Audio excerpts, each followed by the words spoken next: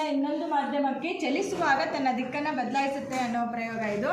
ಇಲ್ಲಿ ನೋಡಿ, ಇದಕ್ಕೆ ಬೇಕಾದ ಸಾಮಗ್ರಿಗಳು ಯಾವುದಪ್ಪ ಅಂದರೆ ಒಂದು ಗಾಜಿನ ಲೋಟ, ನೀರು, ಮತ್ತು ಒಂದು ಆರೋ ಮಾರ್ಕ್ ಇರುವಂತಹ ಒಂದು ಪೇಪರ್ ಮತ್ತು ಒಂದು ಸ್ಪೂನ್.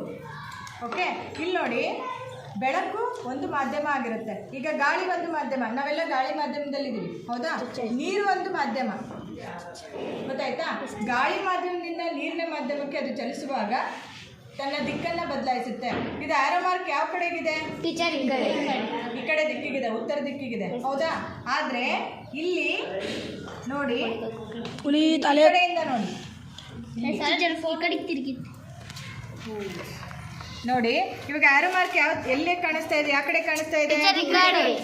ದಕ್ಷಿಣ ದಿಕ್ಕಿಗೆ ಕಾಣಿಸ್ತಾ ಇದೆ, ಹೌದಲ್ವಾ? ನಾವು ಆರೋ ಮಾರ್ಕ್ ಇಟ್ಟಿರೋದೆಲ್ಲಿಗೆ? ಉತ್ತರ ದಿಕ್ಕಿಗೆ ಇಟ್ಟಿದ್ದೀವಿ. ಆದ್ರೆ ಅದು ನೀರಿನ ಮಾಧ್ಯಮದಲ್ಲಿ ಯಾವ ತರ ಕಾಣಿಸ್ತಾ ಇದೆ? ಕಾಣಿಸ್ತಾ ಇದೆ. ಎಲ್ಲರೂ ನೋಡಿ ಒಂದ್ಸರಿ. ಸೊ ಇದರಿಂದ ನಾವೇನ್ ಮಾಡ್ಬೋದು?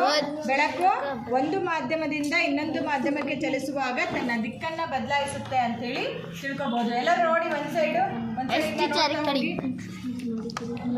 ಕಾಣಿಸ್ತಾ ಇದೆಯಾ? ಓಕೆ, ಈಗ ಇದೊಂದು ಪ್ರಯೋಗ ಆಯ್ತು. ಇದೇ ಕಂಟಿನ್ಯೂ ಇನ್ನೊಂದು ಮಾಡ್ಬೋದು. ಇಲ್ಲಿ ನೋಡಿ, ಇದೇನಿದು? ಇದೇನಿದು? ಇದು ಗಾಳಿ ಮಾಧ್ಯಮದಲ್ಲಿ ಇದೀವಿ ನಾವೆಲ್ಲ, ಹೌದಾ? ಇದು ಗಾಳಿ ಮಾಧ್ಯಮದಲ್ಲಿದೆ. ಸೊ ನಾನು ನೀರಿನ ಮಾಧ್ಯಮಕ್ಕೆ ಕಳಿಸ್ತಾ ಇದ್ದೇನೆ ಇದನ್ನ. ಇಲ್ಲಿ ನೋಡ್ರಿ, ಇಲ್ಲಿ ಕಟ್ ಆದ ತರ ಕಾಣಿಸ್ತಾ ಇರುತ್ತೆ.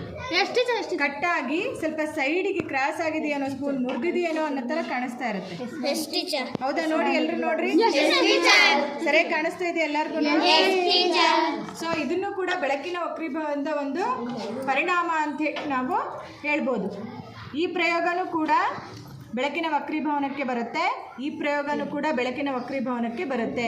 ಮಾಧ್ಯಮಗಳು ಬದಲಾದಾಗ ಬೆಳಕು ತನ್ನ ದಿಕ್ಕನ್ನು ಬದಲಾಯಿಸುತ್ತೆ ಅಂತ ಈ ಪ್ರಯೋಗಗಳ ಮೂಲಕ ನಾವು ತಿಳ್ಕೊಬೋದು.